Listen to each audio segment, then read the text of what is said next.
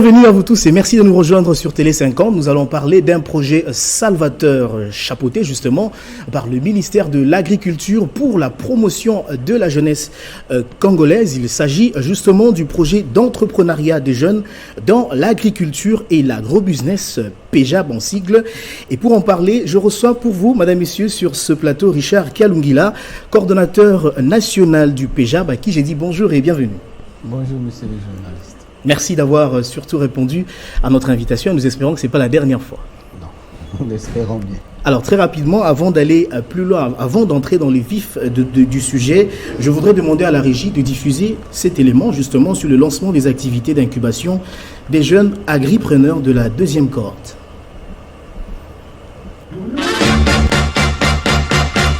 Le projet d'entrepreneuriat des jeunes dans l'agriculture et l'agrobusiness, PEJAB, projet sous tutelle du ministère de l'Agriculture, vise à former les jeunes entrepreneurs dans n'importe quel maillon de la chaîne agricole. Pour le coordonnateur national du PEJAB, cet événement marque une phase à la fois nouvelle et décisive du projet. La présence de chacun de nous témoigne de l'importance que nous accordons à ce grand et bon projet qui va lancer nos jeunes dans le domaine de l'agrobusiness.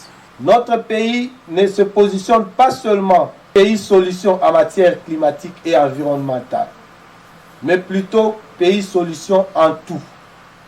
L'agriculture et l'agrobusiness y font partie. Pour sa part, le ministre de l'Agriculture, Désiré Mzinga, qui a remercié tous les partenaires, ce projet vise avant tout l'émergence de la jeunesse congolaise selon la vision du président de la République. En cette journée de lancement, le 19 octobre, soit 2 jours après la journée mondiale de l'alimentation, nous voici ici réunis non seulement pour célébrer le go de la deuxième cohorte, mais aussi nous projeter dans l'avenir de l'impact que ce projet aura pour les prochaines journées d'alimentation. J'en appelle donc à la conscience collective de tous ceux qui auront des responsabilités dans le centre, de miser sur les objectifs du projet et d'orienter leur gestion sur l'atteinte des résultats. Présent à cette cérémonie, le ministre de la Jeunesse, Yves Bunkoulou, a pour sa part salué cette initiative qui tombe à point nommé. Le projet d'entrepreneuriat des jeunes dans l'agriculture et l'agrobusiness vient matérialiser les attentes du chef de l'État qui veut que le sol prenne la revanche sur le sous-sol par la création des richesses et faire des jeunes entrepreneurs les futurs millionnaires par la création des entreprises agricoles. Alors Richard Kialungula, vous êtes coordonnateur du projet PEJAB justement. Nous venons de suivre l'élément qui parle du lancement des activités d'incubation des jeunes agripreneurs de la deuxième cohorte. Quelle était la particularité de cette rencontre? Oui, il faut le dire que cette activité est une réponse au processus qui avait commencé depuis l'année 2018. C'est une réponse au processus d'incubation parce que le lancement des activités dans les centres marque le début de ce processus tant attendu par les jeunes.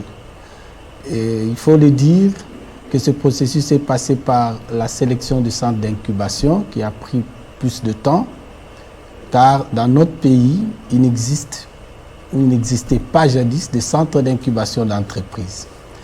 Grâce au concours et à l'assistance technique du Bureau international du travail, qui est un des partenaires clés, nous disposons actuellement de 10 centres d'incubation dans notre pays.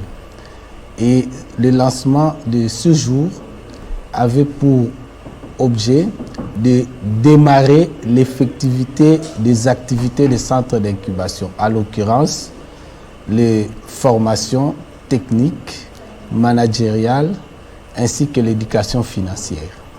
Quel est le but final recherché?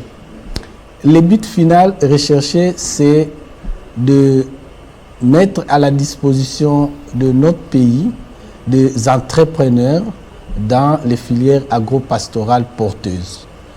Donc, ces jeunes qui ont été sélectionnés vont passer par ce processus d'incubation au niveau de ce centre Et ils sortiront de ce centre-là avec des entreprises. Alors, vous parlez des centres d'incubation. Où se situent-ils?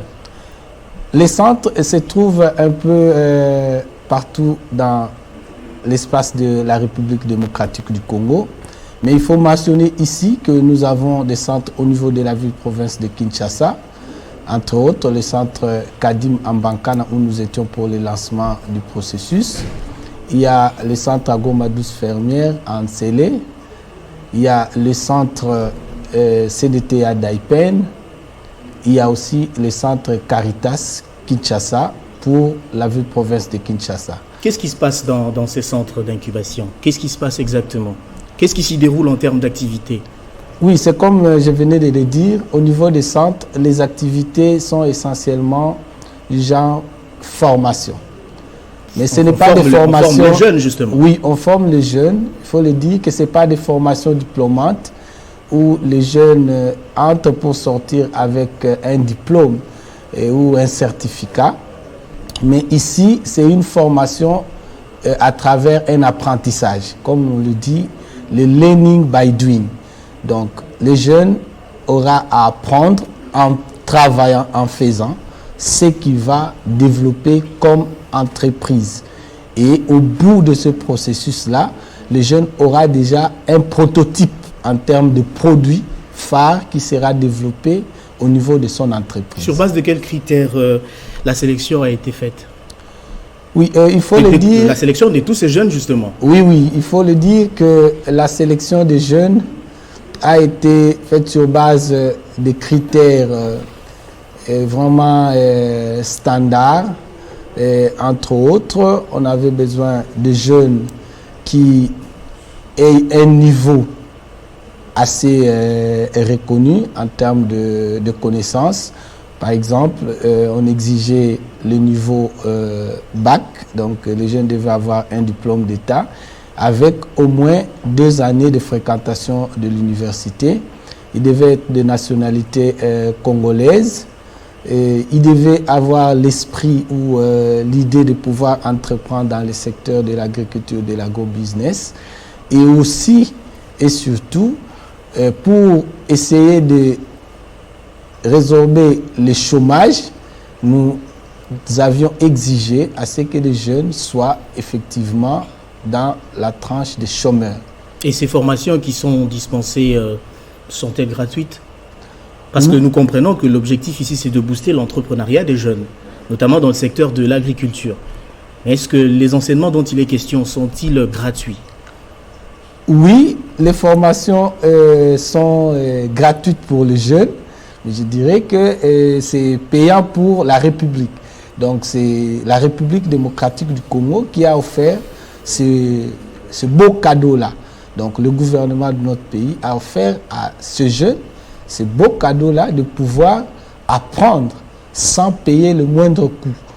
Mais pourtant, c'est la République qui paye, qui prend en charge tout ce paquet-là de formation. Et ces formations vont prendre combien de temps? Vont se dérouler pendant combien de temps? Les formations à l'heure actuelle dureront 4 mois. Et les jeunes sont hébergés au niveau du centre pendant toute la durée du processus. Donc pendant les 4 mois, les jeunes sont logés. On assure la subsistance au niveau du centre. Il y a une couverture maladie qui est prise en charge. En fait, bref, on offre un paquet nécessaire pour permettre à ce que les jeunes ne se soucient pas de quelque chose au niveau du centre, mais qu'il apprenne et ressorte avec son entreprise, bien entendu. Alors, nous sommes en train justement de parler du projet d'entrepreneuriat des jeunes dans l'agriculture et l'agro-business PEJAB. Il faut dire que avec un effort qui est justement remarquable de la part de l'État congolais de booster ce secteur qu'est l'agriculture, il faut dire que les jeunes trouveront du travail. Certainement, c'est ça le but final recherché. Mais comment ça va se faire? Oui, je l'ai dit tantôt, c'est qu'effectivement, il y aura de l'emploi qui va être créé.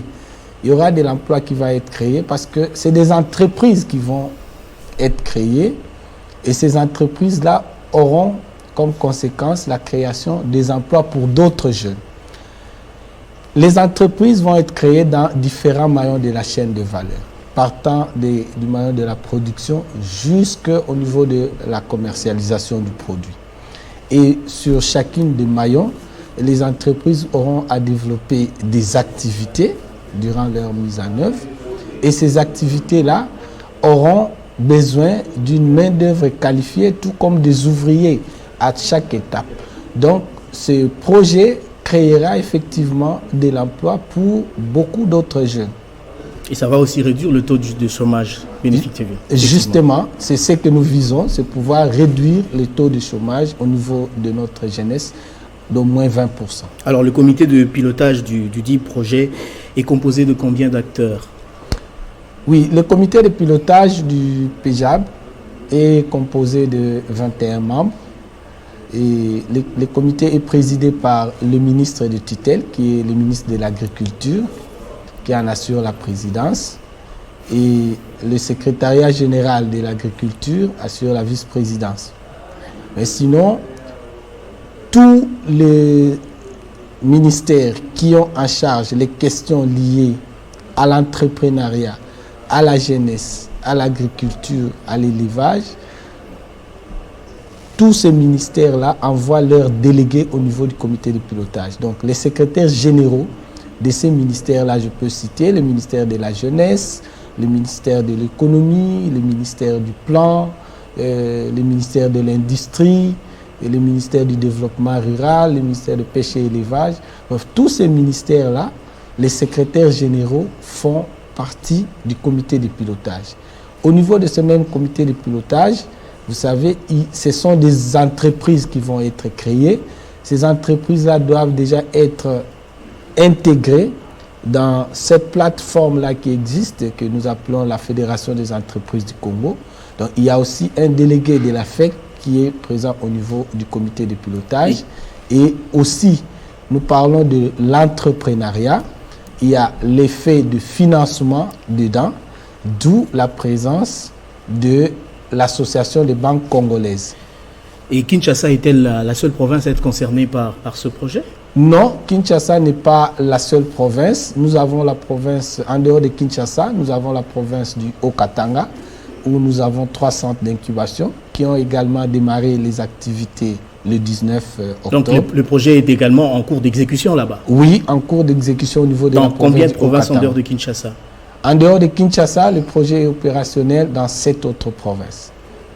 Donc le Haut-Katanga, le Haut-Lomami, la province du Kwango, la province du Kwilu, la province du Congo central, la province de la Chopo, ainsi que le Sud Kivu. Vous êtes optimiste parce qu'il y a eu plusieurs projets dans ce pays qui n'ont pas abouti. Vous êtes optimiste que le dit projet, le projet, donc le PEJAB va aboutir et contribuera effectivement au développement de notre pays? Effectivement, dire que je ne suis pas optimiste ne justifierait justement pas ma présence en tant que coordonnateur de ce projet. Moi, je crois en l'avenir de ce projet, je crois en l'avenir de ce jeune. Et je dis sincèrement que nous croyons que ce projet va aboutir et surtout arriver à mettre sur le marché des entrepreneurs dans le secteur de l'agriculture et de l'agrobusiness. Alors, en quoi est-ce que le lancement des activités d'incubation des jeunes agripreneurs constitue une étape décisive, puisque vous l'avez dit dans votre discours? Oui, effectivement, c'est une étape décisive, comme je l'ai dit, parce que... Dans quel sens? Oui, parce qu'il marque justement l'effectivité des activités de ce projet. Vous savez, ce projet a commencé depuis 2018, depuis janvier 2018. Vous voulez dire que ça sommeillait à un moment donné? Effectivement, ça sommeillait pendant un long temps et je l'ai souligné. C'était quoi la cause? La première cause, c'est l'absence de centres d'incubation. Dans notre pays, il n'existait pas de centre d'incubation. On devait sélectionner les quelques centres qui avaient un minimum de curricula pour pouvoir répondre au nombre de centres d'incubation. Et pour cela, il fallait que ces centres-là obtiennent une mise à niveau grâce à l'assistance technique du Bureau international du travail à travers leur structure située au niveau de Genève, qui a accepté de mettre à notre disposition des formateurs de haut niveau pour arriver à mettre en place... Parmi ces formateurs, il y a des étrangers, des expatriés aussi? Les étrangers, les expatriés nous ont aidés à pouvoir disposer actuellement des formateurs au niveau national. Au niveau national, actuellement, nous avons 20 formateurs certifiés aux normes standards internationales par le Bureau international du travail pour assurer la formation au niveau de ces centres-là. Donc, nous avons bénéficié justement de l'assistance technique de cette structure qui est une structure des Nations Unies. Alors, quels sont à l'heure actuelle les partenaires qui sont disponibles pour accompagner ce projet au niveau national comme international, bien évidemment? Oui, nous devons d'abord ici dire que les PEJAB bénéficient du soutien financier du groupe de la Banque africaine de développement, qui est le bailleur de fonds pour ce projet d'entrepreneuriat. Et au niveau national, outre le partenaire technique, nous avons les partenaires financiers, en l'occurrence la Banque centrale du Congo, qui a accepté de pouvoir assurer le refinancement des institutions de microfinance qui vont devoir se mettre à l'œuvre dans l'accès, la facilitation de l'accès au financement par les entreprises de jeunes. Il y a aussi, il faut le dire, il y a aussi la banque Equity BCDC avec qui il existe un contrat pour l'accompagnement justement des entreprises de jeunes dans le cadre de financement de ces startups-là. Et tous ces partenaires, à votre avis, se montrent déjà participatifs? Ils ont vraiment mis la main dans la pâte? Oui, la main est déjà mise parce que nous travaillons déjà avec Equity BCDC jusqu'à ce stade. Et au moment où nous parlons ici, il y a déjà 184 business plans des entreprises de jeunes qui sont en cours de traitement au niveau d'Equity BCDC et parmi lesquels il y en a déjà une dizaine qui va justement être financée dans les tout prochains jours. Donc nous pouvons dire qu'effectivement les partenaires sont engagés à nous accompagner et voilà pourquoi j'ai dit que nous sommes optimistes quant à l'effectivité de ce projet et à l'atteinte de ces résultats. Alors très rapidement, je voudrais avoir votre point de vue en général, d'une manière générale, sur le secteur de l'agriculture. Apparemment, on a constaté au fait que pendant un long moment, on s'intéressait beaucoup plus à d'autres secteurs qu'au secteur de l'agriculture. On investissait beaucoup plus dans le secteur de l'environnement, dans le secteur de la santé, dans le secteur des sports, mais on mettait l'agriculture au second plan. Est-ce que vous pensez qu'avec ce projet, vraiment, quelque chose va se passer en termes du développement par l'agriculture? Merci beaucoup et je pense que je ne vais pas minimiser les autres secteurs, c'est des secteurs vitaux autant que les secteurs agricoles, mais nous devons dire qu'effectivement le secteur de l'agriculture dans notre pays, comme d'ailleurs dans la plupart des pays africains, n'est pas vraiment mis au premier plan. Bon, et nous devons reconnaître cela, mais nous devons aussi dire que depuis un temps, il y a des efforts. Il y a des efforts considérables qui se font pour essayer justement de booster ce secteur-là qui a longtemps été un peu oublié. Vous pensez que l'agriculture peut être un levier de développement d'un pays? Il n'est pas à démontrer que l'agriculture est un des leviers les plus importants pour... De quelle manière démontrer-le? C'est simple. Par exemple, vous savez... l'agriculture est le moteur de tout développement et l'agriculture, c'est le secteur à croissance. C'est un secteur porteur de croissance. Oui. C'est un secteur porteur de Bien croissance. Évidemment. Oui. À travers toutes les activités qui peuvent justement être implémentées tout au long du maillon de la chaîne de valeur, partant de la production jusqu'au niveau de la transformation. Plusieurs entreprises du secteur vitaux peuvent effectivement se voir naître avec le développement du seul secteur de l'agriculture. Je donne l'exemple. En développant les secteurs de l'agriculture, avec la mécanisation agricole, d'office, il y aura tout un secteur lié à l'ingénierie mécanique qui va se développer. De la même, quand on développe ce secteur de l'agriculture au maillon, prenons de la transformation, de la commercialisation, il y aura une prolifération des entreprises pour accompagner justement tous ces maillons-là au niveau de la chaîne de valeur. Donc, on ne peut vraiment pas démontrer comme ça, le secteur de l'agriculture, il est porteur de croissance. Il fait de sorte qu'il puisse faire converger plusieurs autres secteurs pour qu'ils marchent ensemble avec lui. Comme vous pouvez aussi le savoir, et si les gens mangent bien, ils sont déjà en bonne santé, il y aura de moins en moins de malades. On a compris que pour vous, l'agriculture reste la priorité des priorités. Et il faut le dire, c'est une priorité de priorités. Cela a été mis en évidence par la volonté du chef de l'État qui a dit effectivement qu'il veut que l'agriculture prenne la revanche sur les sous-sols. Donc il faudrait que désormais qu'on donne plus de la valeur à ce secteur de l'agriculture. Voilà qui met fin à cette émission. Richard Kialungila, je rappelle que vous êtes coordonnateur national du projet d'entrepreneuriat des jeunes dans l'agriculture et l'agrobusiness PEJAB, un projet chapeauté justement par le ministère de l'Agriculture. Merci à vous tous de nous avoir suivis et restés fidèles au programme de Télé 50.